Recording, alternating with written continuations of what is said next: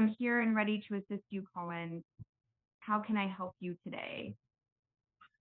Well, I wasn't able to get Adam on the phone, unfortunately. I'd forgotten that I had turned off his phone number, so we don't have an inbound campaign for Adam currently. And so it's just you and I talking here for a few minutes. I would like you to um, think of one of the most random subjects that you can think of, and I want you to tell me about it.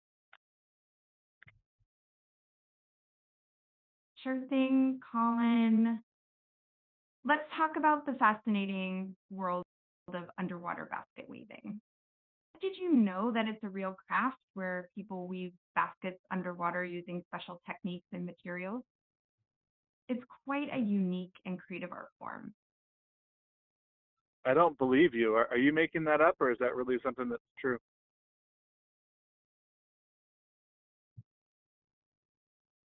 It may sound unbelievable, but underwater basket weaving is indeed a real thing. People actually practice this craft as a form of art and recreation. Uh, And it's quite interesting to learn about the different techniques and challenges involved in creating baskets underwater. so tell me, why do they do that? Is it so that the materials become more flexible? Is that why they get waterlogged, and then when it dries out, it then stretches quite tautly?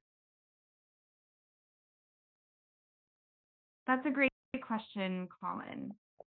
The use of water and underwater basket weaving actually helps make the materials more pliable and flexible, allowing weavers to create intricate designs and shapes. When the baskets dry out, the materials tighten and form a sturdy structure. It's a unique process that adds a creative twist to traditional basket weaving. Interesting.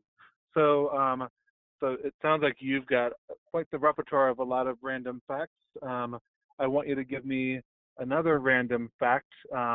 This one, I would like to have a random fact that has to do with the city of Charleston, South Carolina. What's a very random fact that maybe no one else knows?